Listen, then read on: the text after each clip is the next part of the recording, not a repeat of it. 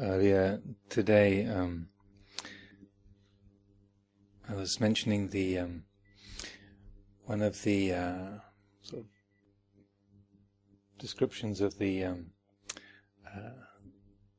mental processes that the Buddha describes, and you find talked about in the teachings, and this is known as Conceptual Proliferation in English, or Papanca in Pali. And so probably many of you are familiar with this, certainly familiar with it as an actuality, but also probably familiar with it as a concept. But it's helpful to pick these things up and explore them, and to clarify how these processes work, and particularly how they're described in the teachings. This can be very useful to us to understand, and to help us not get lost in the realm of our mental creations.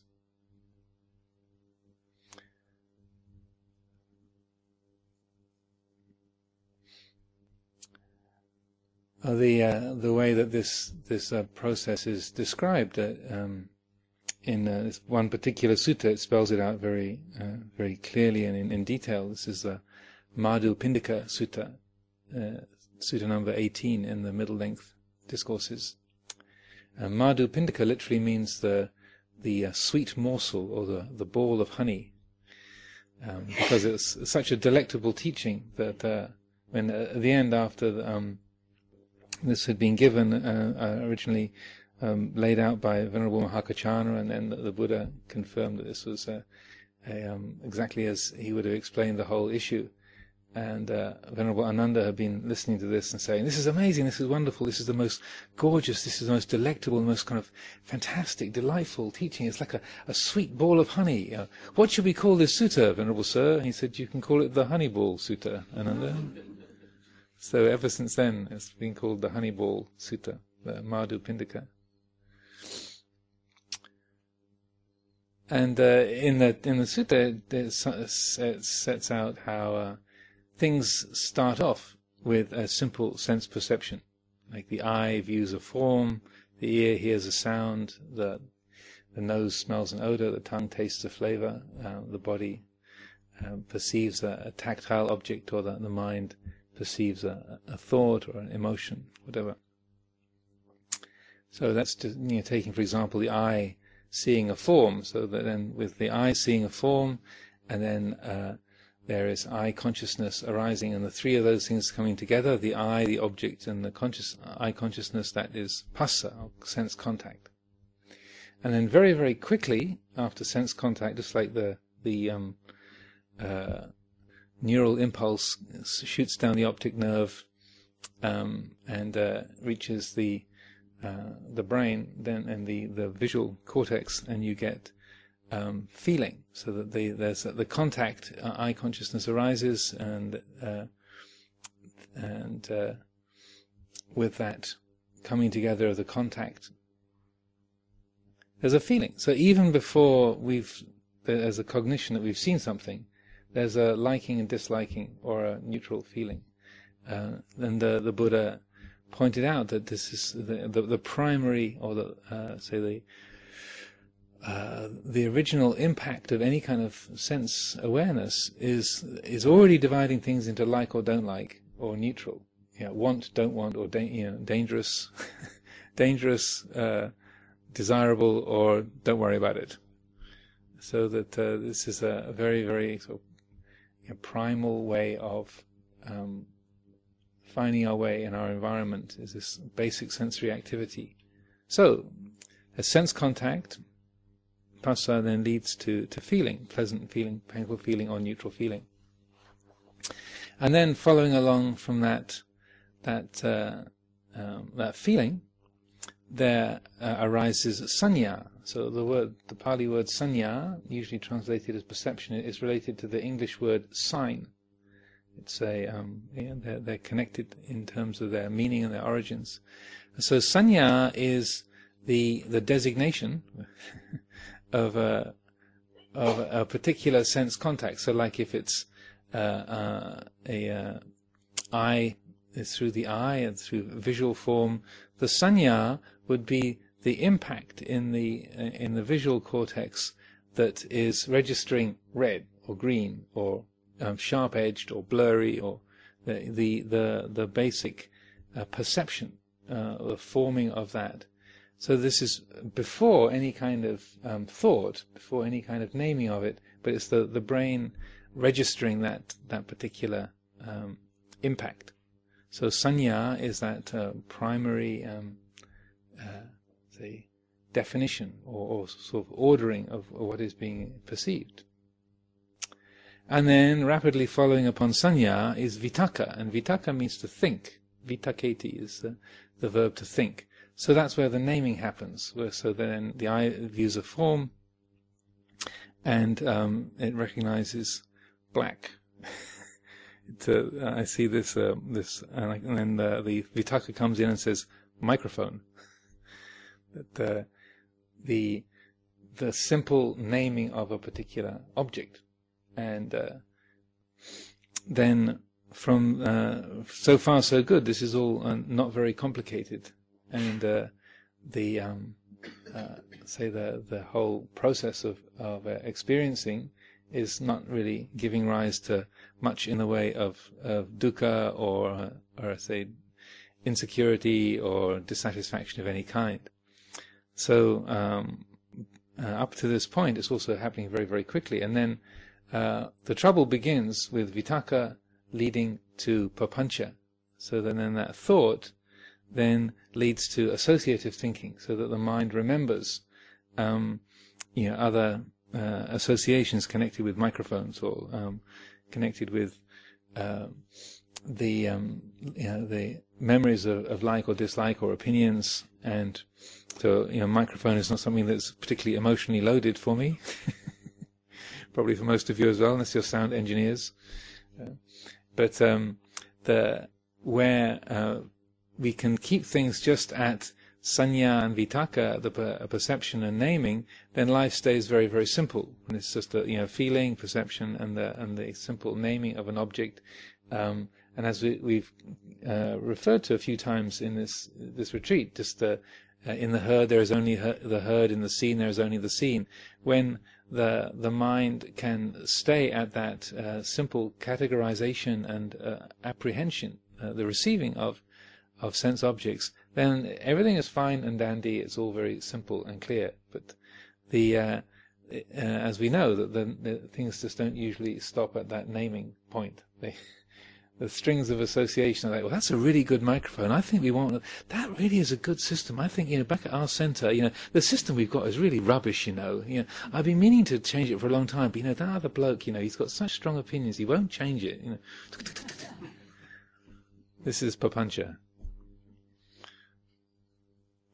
And again, some of you might be thinking, he's reading my mind. How did he know that? But I'm not. It's just this is the way our minds work. That we are prone to thinking, to remembering, to conceptual proliferation, prolixity. The mind setting off and running with ideas and thoughts and projections.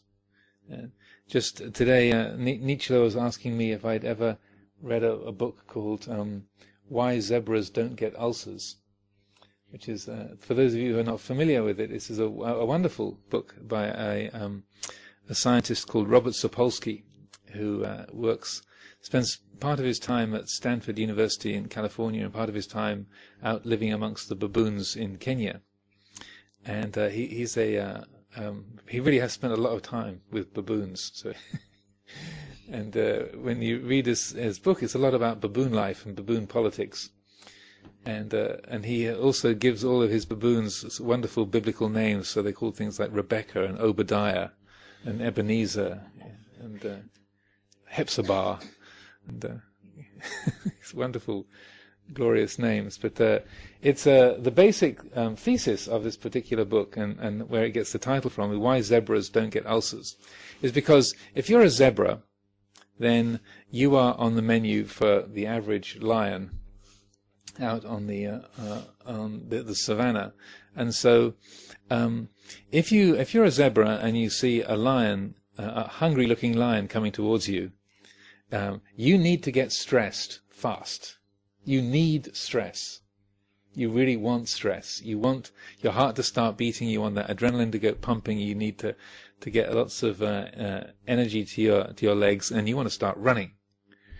And so you want maximum stress, actually, as the lion starts to chase after you.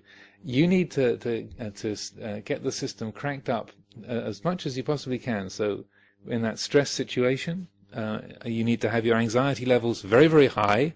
You need to get afraid, because fear is what's going to save you. The zebra that says, lion, schmayan, who cares, The ones who felt like that ended up as breakfast. So it's the ones who didn't think like that survived. So they need to be afraid, and they need to move quickly. So they can shut off their digestive functions, shut off the reproductive functions, get as much sugar into the system as possible, get the heart beating rapidly, pump the whole system with adrenaline, and go. ASAP. Yeah, move as quickly as possible. And then within a couple of minutes, one of two results will have happened. Either they will have got away, or they'll have been caught and they'll be being eaten. So they only need to stay stressed for a couple of minutes. And then, so if they've got away, then they don't need to keep the stress reaction going, because the lion's given up and has gone after somebody else. Or they're currently being turned into breakfast, and so their worries are over. There's no need to sustain the stress reaction because the worst has just happened. So there's no need to be afraid anymore. So it just switches off. It's also why any of us who've seen these wildlife programs in the past, you see these things on the David Attenborough or in the States on the Discovery Channel. You might have wondered how come when you see a couple of lions tucking into a zebra or a wildebeest, how come their friends are just grazing nearby? To us as human beings, it's quite disturbing, isn't it? Like, don't they care? You see there's some zebra having its guts ripped open and being chewed upon, and then there's 3 or 4 other zebras just nearby, just sort of happily grazing, sort of looking over, and there's cousin George being shot, being eaten up, and you think, how callous? How can they be like that? But they know, if George is being eaten, I'm not. So don't worry about it. And because they can't think, they can't project into the future. Well, tomorrow that could be me. Then they don't make a problem out of it. Hence, zebras don't get ulcers. But we, as human beings, we have the capacity to remember, George got it yesterday. And if you do the statistics, then how much longer is it going to be until I'm on the menu? So we can remember the past and we can imagine the future. So we as human beings, we don't just get that stress reaction going for 2 minutes. We can keep it going for a couple of months, or years. So we get ulcers because that stress reaction is sustained through our papanca, through our conceptual thought, and our capacity to remember and to imagine. So now it's not as though memory is not a useful thing, or the imagination and projecting into the future. They do have their purposes. But when that, as we can tell just from this example, is when they overspill their boundaries, and we start imagining, or we can't let go of painful things that have happened in the past, or we can't stop imagining painful or difficult things that will happen in the future, then we create ongoing anxiety. That stress reaction is sustained, for hour after hour, day after day, and week after week, and so we can make ourselves ill and have all these different ailments that beset society. So if you want to avoid ulcers, then you need to work on the papanca, because it's the habit of buying into our thoughts, believing in our thoughts, and creating images of past and future, and going off and inhabiting them, building castles in the air and going and living there. That's what causes us so much distress. So this conceptual proliferation, then the papancha, is actually not the end of the whole sequence. The last part of the sequence is what's called papancha sanya sankhara, and that is, I think the phrase is something like, this is the multiplicity of thoughts and perceptions that the mind produces and which beset the heart. Sort of brief translation. Papancha sanya sankhara. So it's like the whole array of thoughts and perceptions that are prone to prolixity, to complexity and elaboration, and which beset the heart. And so that then is described by the time you get to the end of that process. Well, by the time we've got to papancha sanya sankhara, then there's me here and the world out there, and this state of tension between the two of us, either tension with something that I want that I haven't got, or something that I want to get away from that I'm afraid is going to get me, or there's a duality. The subject-object duality is sort of rigidly fixed into place, and there's me here and the world out there, and there's this state of tension and dukkha arising from that. So being able to track this process and seeing how it works just from a simple perception, and of course, it happens very, very fast. So the development of mindfulness and wisdom is a lot to do with learning how that process works, and then training the mind not to follow that. So that I was describing this little practice this morning about how to, when you see that the mind has wandered off into some kind of conceptual labyrinth, wandering off into thoughts and associated strings, to take the trouble to follow it back, follow the string of thoughts and associations back to where it came from. And this might seem not a terribly fruitful exercise, but my experience of doing this is that it's very, very revealing, because over and over again we realize that when the mind gets caught up in excitements and fantasies or fears and anxieties, or getting lost in the past or rewriting the past, I was very fond of rewriting, re-scripting how things might have been in the past. It's an amazing amount of time I spent in my early monastic life re-scripting how things could and should have been, and often it would be like 10, 15, 20 minutes before the mind, the wisdom factor would wade in and say, but it didn't actually happen that way. That didn't happen. It wasn't that way. So there's no need to get upset, there's no need to get excited, no need to get worried. That didn't happen, and it didn't happen 10 years ago. But our mind does that, doesn't it? We kind of go back and revisit mistakes that we've made, or glorious moments, or things that were sort of memorable or painful, and we go and re-inhabit them and bring them to life. So if we take the trouble to catch that process whenever we are aware that the mind is caught up in a proliferation, to catch it, sort of like sort of knitting a butterfly, like sort of catching that thought. So it's a very appropriate symbol, since psyche, the Greek word psyche, also means not just the mind, but it also means butterfly. So a psychologist is someone who studies butterflies. So we catch that particular fluttering piece of papancha, and then we follow the sequence of thoughts, the associations, back to where they came from.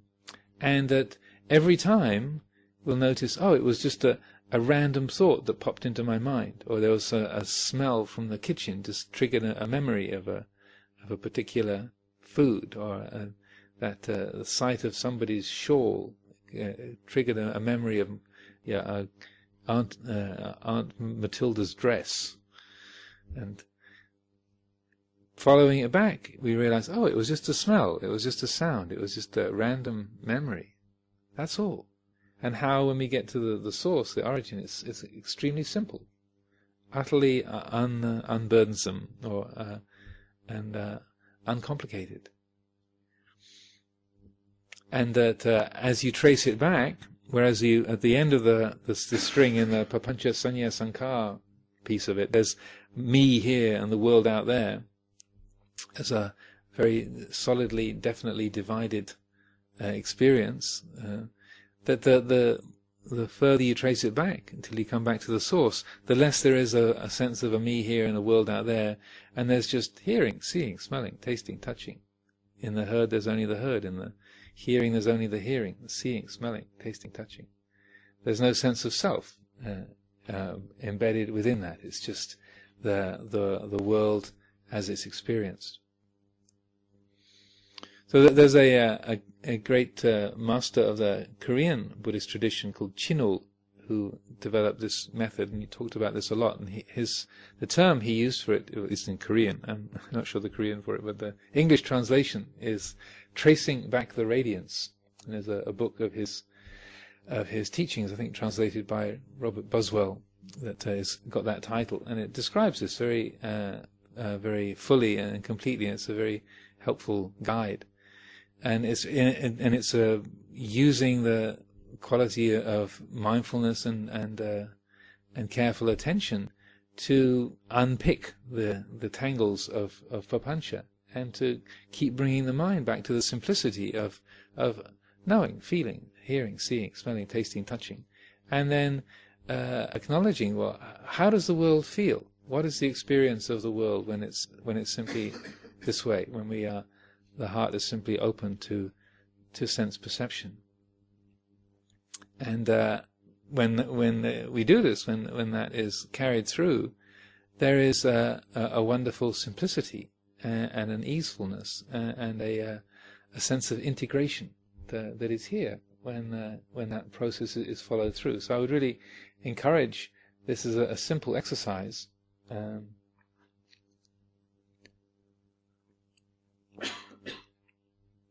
And it's also kind of revealing the tracks that the mind moves down. You can get familiar with your own mental habits, whether you're a greed type or an aversion type. If you're a really good complainer, you realize how even something that's a pleasant feeling or a pleasant sound can lead to a real something to criticize or complain or grumble about.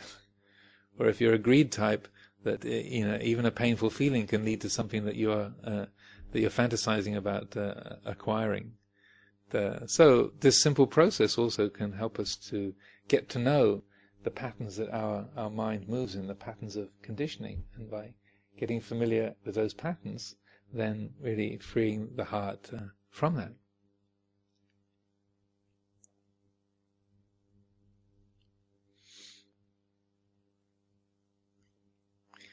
Now, a number of times during this retreat, many times I've been talking about how what we experience is the mind's representation of the world, and this is also we tend to think I'm in here and the world is out there and I'm perceiving the world, but it's I find extremely useful to keep recognizing that we don't experience the world; we experience our mind's representation of the world. And this is also something that the Buddha pointed to. He says, the world, what is the world? The world is the eye. The world is the visual forms. The world is eye consciousness. The world is the ear. The world is sound. The world is ear consciousness. The world is the nose. The world is the tongue, and so on. The body, the mind. It's mental objects, mind consciousness. That's the world in the terms of his dispensation. And so that even though obviously we can talk about the planet as being the world, or the stars and the galaxies and space being the world, and on one usage of the term, you can say that's a reasonable, fair enough usage. But it's important to recognize that when we are trying to live in a reflective way and to develop the qualities of wisdom, developing understanding and freeing the heart, then the most helpful way of understanding the world is just exactly as I've been describing, that the world is sight, sound, smell, taste, touch. That's the world because that's the world as you know it. Now, again, it's not like I was saying a couple of days ago. It's not as though we're saying that the whole world is an illusion just conjured up by us as an individual. It's not that. There is a substrate. There is a basis on which our perceptions are formed. But what we know, what I know about the world, is the image that my senses weave together, and that the coordinating capacity of the mind sense, the mano, the sixth sense that draws the first five together and coordinates them. That's the world I know, is the world that's put together by my mind and is formed through these perceptions. That's all I can know. That's all I have ever known is through that agency of this mind, and that shouldn't be seen as a limitation, but more recognizing, well, yeah, that's that's the program. That's the world that we live in. So that's the world that we learn from, and so that it's in this respect, recognizing that it's all a lot closer to home. Our world is formed, coloured, shaped by the language that we've learnt and the experiences that we've had. There's speaking of Robert Sapolsky and Why Zebras Don't Get Ulcers, which I feel is required reading. There's another book that I've been quite fond of that is almost as excellent, and this is called Don't Sleep, There Are Snakes. And this is a book that was written by a former Christian missionary who went out to the Amazon jungle on a mission to convert a particular tribe to Christianity, but ended up getting converted himself. Oops. And it's an interesting tale, because the language of this particular group, this tribe, the Piraha, their language doesn't seem to be connected to anybody else's language. They have a whole completely different order of symbolizing the world. And I won't go into boring detail, because I know talking to other people about books that you're enthusiastic about can be extremely testing.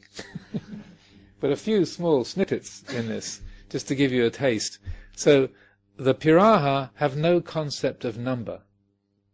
So many tribal peoples around the world, they have a very simple idea of number, like 1, 2, 3 lots. Those kind of basic numbers, or numbers up to 10. But the Piraha have no concept of number. They can't think the thought 1 or 2 or 3. So you might think that mathematics is a sort of the basis of life in the universe, or how everything is organized through 1s, 2s, 3s, 4s, 5s, and 6s, and so on. The Piraha do not do number. Number has no meaning for them. There's this interesting little incident in the book where the people, they're very intelligent people, and they also live in communication with other tribes. And so at a certain point they come to the missionary, and they say, now, you've been talking about this number stuff, and we're really interested because we think these guys up the river are ripping us off. We think we know they're not being fair, and we think that this number stuff that you talk about might help us to figure out how they're not being fair. So can you teach us? We'll put some effort into this. We'll really give it a go. And he said that for 8 months he took the half a dozen of the brightest people in the village and sat down with them and tried to walk them through what a number was. 1, and now okay, 2, 1 stick, and 2 is 2 sticks, and 3 sticks, and he said after 8 months of working together with a half a dozen of the brightest people in the village, there wasn't a single one of them that could count up to 10. It just had no meaning. Now, isn't that mind-blowing? Well, it's so ordinary to us, but they just don't do number. It just has no meaning to them. Say, look, there's 1 stick, and 2, 3. well, that's round. And that's got two different shapes in it. That's not the same as that. All the things that we would say, well, no, there's three of them. You see, now there's two, now we've got three. But they just wouldn't be able to rank things in that manner. They also can't talk about things that they haven't either seen or that there's an eyewitness of, that someone's been an eyewitness of. So when our dear friend is trying to explain the Battle of Jericho and how the walls came tumbling down, they go, wow, that must have been a big sound. That must have been really noisy. Wow, there's wall, and so that the whole thing came down. Whoa. So what did that look like? So, well, no, I wasn't there. No, it's a long time ago. And they go, so you didn't see it? Well, so, who told you about it? Well, no, I read about it in the book. Nobody told me about it. It was thousands of years ago. You say, so you didn't see it? And you don't know anybody who saw it? And he said, no, it's a story. It's a story. And then he said, as soon as it was clear that there was no eyewitness, then it wasn't as though they said, okay, well, that's boring, or we don't believe you. It's just they just disconnect. Like, it has no meaning. A story or the words just stop having meaning if they weren't personally witnessed. Interesting. If they watch somebody walking down a path and they go around the corner, and someone says, where's Susie gone? Or the what? Well, she went down the path. Where's she gone? Who? What? Because the person's out of view, so they stop. You can't really talk about them if they're not around. They don't do colour. They don't have words for individual colours. So they can compare things to natural qualities. So like black, he figured out black is known as old blood. The colour of old blood, like blood when it's dried up. But they have no way of saying green, which in the Amazon is kind of unusual. they don't distinguish colour. Mind-blowing, isn't it? But they are, he said, the interesting thing is that they are extraordinarily cohesive society. They said they're not all, saints and wonderful people. They still have their problems, but they're extraordinarily well integrated society, and their language is extremely complex. And so that it took him years and years, like about 15 or 20 years, to really master the language. Even though it doesn't have things like number or color or time, but they have a huge range of different verb forms to talk about experiences and such like. So he actually had to become like them he had to think like them in order to learn the language, because it was so different. And then by thinking like them, his whole relationship to biblical Christianity just sort of fell to pieces. So anyway, just not to bore you anymore with that, but it's that degree of difference, that degree of seeing the world differently, seeing the world free from our familiar constructs. That just being able to entertain that kind of helps us to that kind of difference, or that how others can see the world so utterly differently from the way that we see it. It helps to put into perspective our own sort of constructions and preoccupations, and recognize, oh yeah, I make a world that's numbers are real. Yeah, 1, 2, 3, 4, 5, 6. You can even do minus numbers. -1, -2, -3. It seems normal, absolutely unremarkable. You can say black, brown, brass-coloured. Absolutely normal, of course. But these are constructed realities. These are fabricated perceptions. They don't have any intrinsic existence. That number is something our mind creates. It doesn't have an intrinsic existence on its own. personhood, individuality, time, is constructed. So their whole relationship to time in this particular tribe, that that there's no real way of talking about the past or the future, even though they have all these verbs. That you're unaware. We're unaware that we create our concepts of time and then make them real by our sort of communal belief in them. We say today is Friday. This is Friday, and it is 9:14 and 57, 58, 59. That how many of us would when we come in here at 7:30 think that 7:30 is a kind of Western construction? This is a construction of our own conditioning. We think, no, that the time is 7:30. This is what the time is. It is. But yet time is a construct. Individuality, our name, these are all constructs, and we live with them for useful reasons. But the more that we take them to be absolute truths, then the more we're stuck in silapata paramasa, in attachment to conventions. When we can recognize, 7:30, what does that mean? For a piraha, seven what? What's a seven? Well, there was a friend of ours in California. He was a computer scientist. He used to work for the Rand Corporation. His daughter was a very, very gifted artist, but she was almost completely what they call disnumerate. And so he was saying that he was really pleased by how she was doing well at school, but she really couldn't do mathematics very well. And he said he thought she was improving, and then one day, this was at the age of 9 or 10, she said, "Dad, is 4 less than 7? Or is it bigger?" He said, "Oh, okay." Still got some work to do here. But it was quite a sincere question. She had, like the piraha, she hadn't quite got this number thing figured out. She was a brilliant artist, absolutely extraordinarily gifted graphic artist, but is 4 bigger than 7?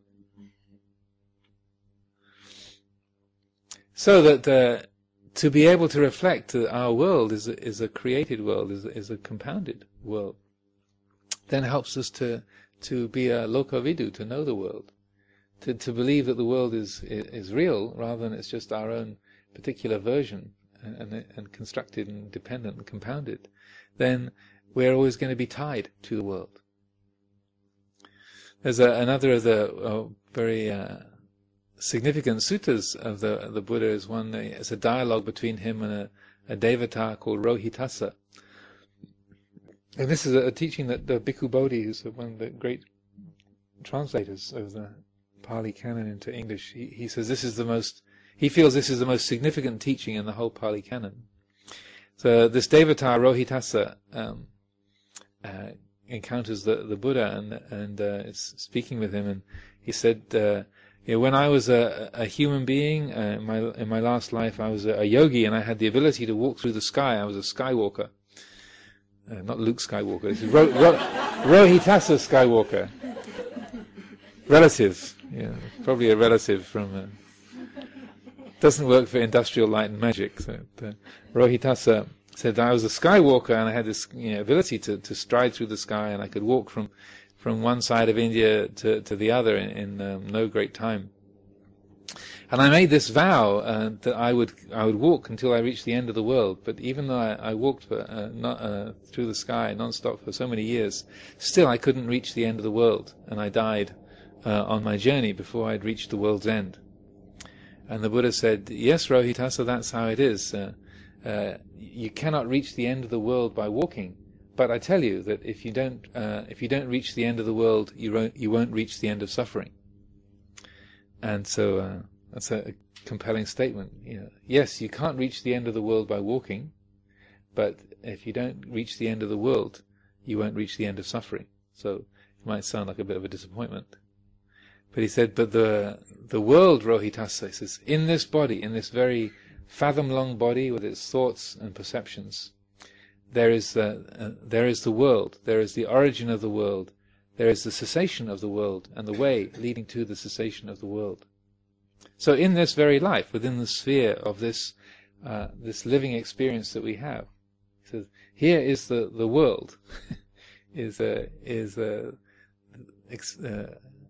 to be known through the thoughts and perceptions via the agency of this fathom-long body, this 2-meter-long body, that's a bit more, with its thoughts and its perceptions. This is in this fathom-long body is the world, the origin of the world, the cessation of the world, and the way leading to the cessation of the world.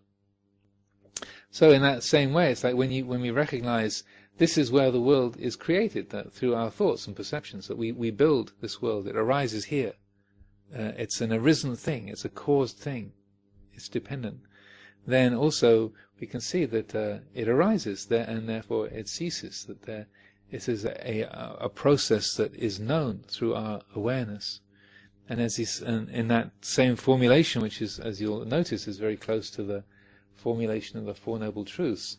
So he's equating the world, seeing the world as a solid, separate thing, with dukkha itself. That insofar as we make the world solid and separate, then there is suffering.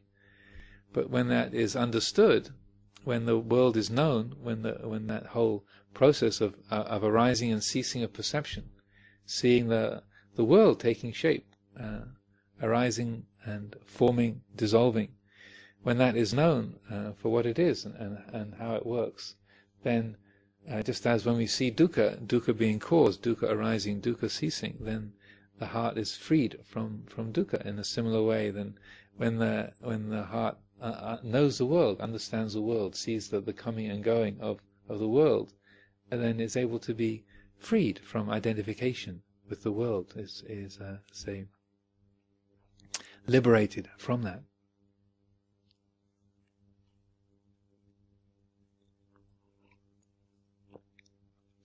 In a similar vein, there's another very significant sutta, and this one's in the Digha Nikaya, is a Kevada Sutta. And in this particular discourse, the Buddha's teaching this, talking to this layman, Kevada, who's come and asked him some questions, and the Buddha tells this story, saying how once upon a time there was this monk who had developed some skill in meditation, but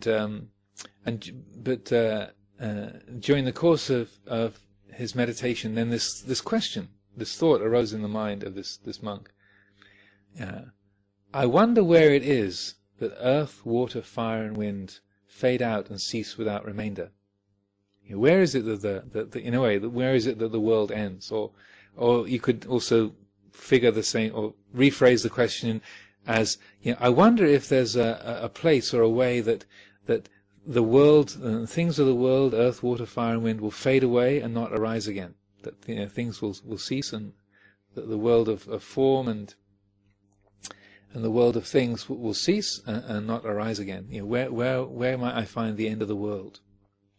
So this question arises in his mind, and so the Buddha describes how eager to pursue this question, then he absorbs his mind into meditation, and then the pathway to the different heavenly realms appears in front of him. So he sets off on this path and makes his way initially up to the heaven of the four great kings, the four guardian deities of the world. And so this monk arrives in the realm of the four great kings and says, I've got a question I've been puzzling about. Can you tell me where is it that the four great elements, earth, water, fire, and wind, fade out and cease without remainder? They go, well, we're the guardian deities. Our job is to look after the world, but we're kind of in charge of earth, water, fire, and wind. But that kind of question's way beyond us. You should try upstairs. Go to go to the Tavatimsa heaven, Lord Indra is up there, and there must be either Lord Indra himself or some of the deities in his retinue. They'll be able to help you out. This is way too profound. We're just the bodyguards here. The kind of the bouncers who sort of keep the troublemakers out off the world, and we're just the security here. We're the lokapalas, so we're just the muscle. So you better try upstairs. They're more skilled in this kind of thing than we are. So then the fellow makes his way up to the Tavatimsa heaven, the heaven of the 33, and then asks the retinue of Indra, and then they don't know the answer. He asks Indra, and Indra says, "Oh well, I'm king of this heaven of the 33 deities, but that philosophy is beyond me. I can fight wars with the asuras, and I can." I have enjoy a good relationship with the Buddha, and I like to receive teachings. But this kind of wisdom stuff, this is really beyond me. So you better try upstairs. So then, one realm after another, then this monk journeys up through the Yamadevas, the Tusita heaven, the heaven of those who delight in creating, the heaven of those who delight in the creations of others. And all the way up through the sense world, the 7 sensory heavens, up into the Brahma world, and finally into the realm of Mahabrahma. So, and each one is saying, "Oh, sorry, we don't know. You better try upstairs." And so finally, he thinks, "Okay, well, I'm now in the Brahma Loka, so I really ought to be able to get some answers here." So meets some of the Brahma gods, and says, "I wonder if you can tell me, O great beings, that you are very glorious and very wonderful and very, very beautiful. I'm in awe in being in the presence of such wonderful and bright, brilliant, vast deities as yourselves. I have this question: where is it that earth, water, fire, and wind cease without remainder? Where is it that the world comes to an end?" And they say, "Oh, well, you've probably come to the right place, but we can't really help you, because this is the kind of question that Mahabrahma would be able to answer. But we're just the ministers. We're the office staff here. You'll need to wait till Mahabrahma will manifest. And but if you wait a while, then maybe Mahabrahma will actually appear. We never know when the Great One will manifest. But if you wait a bit, then it could be that the Holy One will appear and might be able to answer your question." So then, as you would expect, then the fellow waits around for a little while, and then a light starts to appear, sort of glow appears in the distance, and then boom! Suddenly, Mahabrahma manifests, and so the monk goes up to Mahabrahma and says, "Mahabrahma, O great one, I have a question I wish to ask you. This has arisen in my meditation. I wish to know, where is it that earth, water, fire, and wind fade out and cease without remainder?" And Mahabrahma says, "I am Brahma, the great Brahma, the Almighty, the creator and ordainer of all things, the one who's first into being, and the one who orchestrates the universe and is the master of all things." Well, yes, thank you very much. Right, yes, I understand that you are, the great Mahabrahma, but I didn't actually ask that. I asked, where is it that earth, water, fire, and wind fade out and cease without remainder? "I am Brahma, the great Brahma, the Almighty, the ordainer of all that have come into being and who will come into being. I am the Lord and Master of the universe." Thank you very much. Yes, but that wasn't actually what I asked. And so, of course, this being a Buddhist story, they do this 3 times. And after the 3rd time that the monk says, that wasn't what I asked, could you tell me, where is it that earth, water, fire, and wind fade out and cease without remainder? Then, as it says in the sutta, then Mahabrahma took him by the elbow and led him to one side and said, "Look, you're embarrassing me in front of my retinue. I don't know where earth, water, fire, and wind fade out and cease without remainder. And you have done wrong in coming all this way up to the Brahma world to come and ask me, when you are a disciple of the Buddha, you're a bhikkhu. You should actually go and ask the master, because this is his territory, and he's the one who can actually tell you how to understand this." So then, duly chastened, he shoots down, comes out of the Brahma world and comes back into the ordinary life of the monastery and goes off to see the Buddha. And so then recounts this story, and the Buddha says, well, like a land-seeking bird that flies out from the ship and goes in this direction, that direction, north, south, east, and west, and eventually it has to come back to the ship because it hasn't found land. Then you've eventually been seeking all these other directions, and finally you've had to come back to me, where you should have come in the first place. So the question you've been asking has actually been phrased in the wrong way. So this is why you weren't getting an answer, because you shouldn't have asked, where is it that earth, water, fire, and wind cease without remainder? But rather what you should have asked is, where is it that earth, water, fire, and wind can find no footing? Where is it that they can make no traction, where they can find no footing? And the answer is, and then the Pali is, Vinyanang anidasanang anantang sabato babang, which is the consciousness, anidasanang, which is non-manifest, which is invisible, which is formless, anantang, which is limitless, infinite, sabato pabang, radiant in all directions.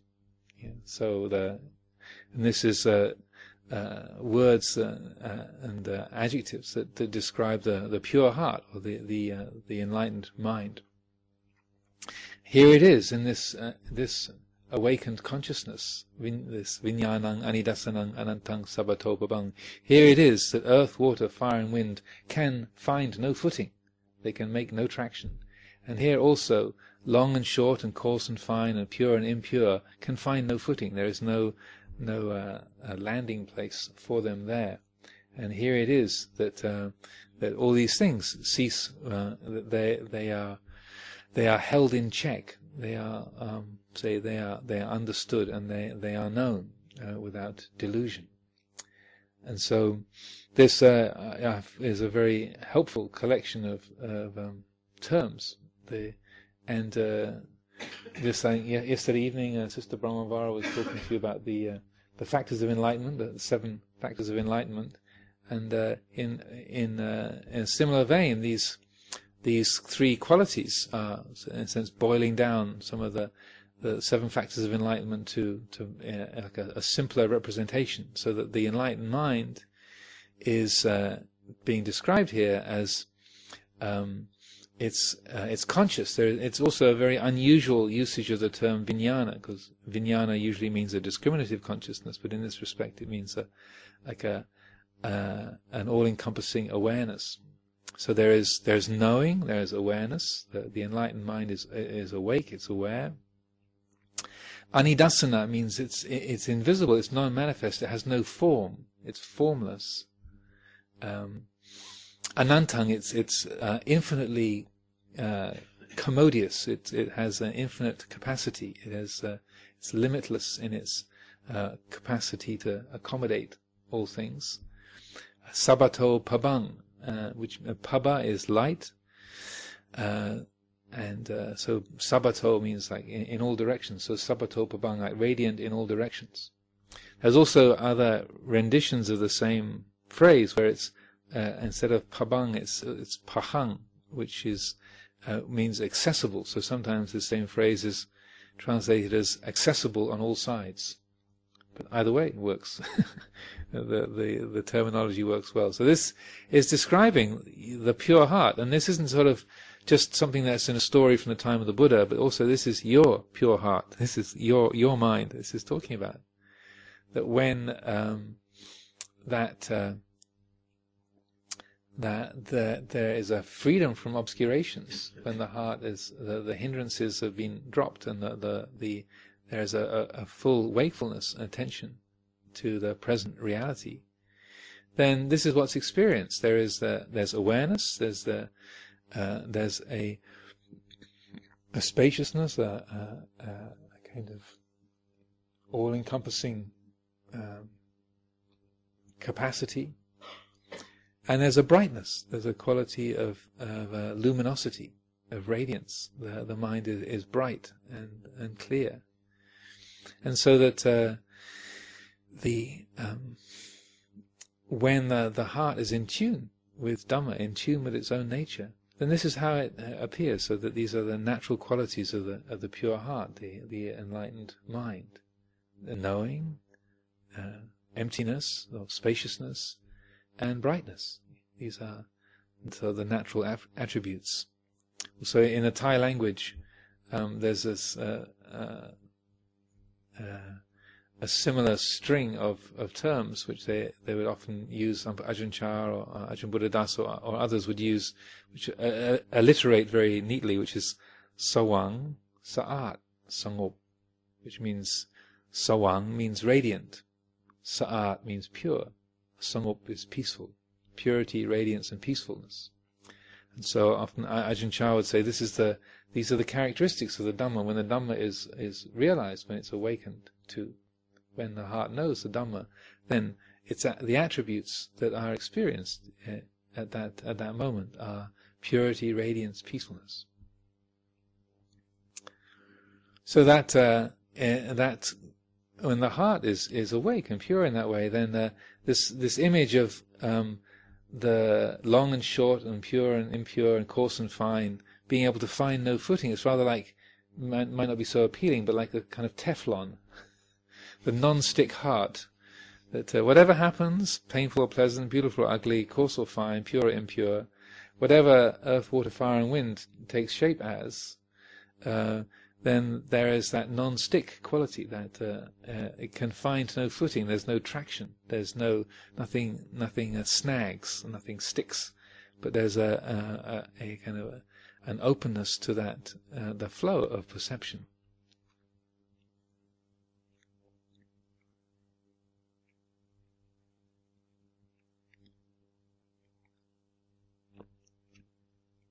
So these are just some images to bear in mind, and when the heart is free from conceptual proliferation in that quality of nippapancha.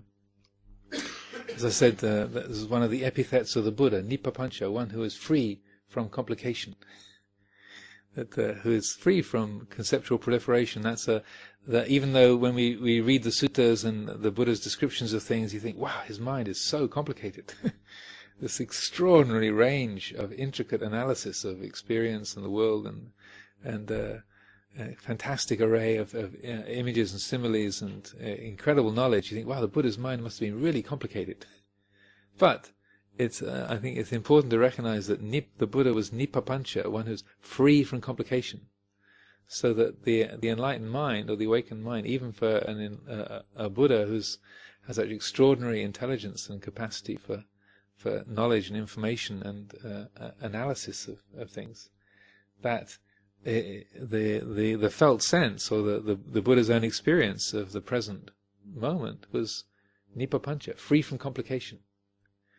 And I think maybe I have to ask Ajahn Mahādisak to correct my Pali on this, but I think there's a phrase, I know Ajahn Pasno is very fond of quoting it, but it's something like nippapanchang na papancheti, which means don't complicate the uncomplicated. Is that right? Oh, very good. So don't complicate the uncomplicated. So reality itself, Dhamma itself, is supremely uncomplicated. Supremely uncomplicated. So do the best you can to refrain from complicating it. This is the mind's habit. It was always wanting to dress things up and decorate and elaborate and explain. And just to see that complicating process, the papancha, papancheti, the complication, and to recognize that, the stress of that, the tension of that, the dukkha of complication, and to recognize we don't have to do that, just let go. And then right here in this moment, the heart is free from that, and there's an openness to the present. Or like Luang Por Sumedho would say, ignorance complicates everything. Avijja paccaya sankhara. So when there's avijja, when we don't see clearly, there's complication. When there's vijja, when there's knowing, then there's no complication.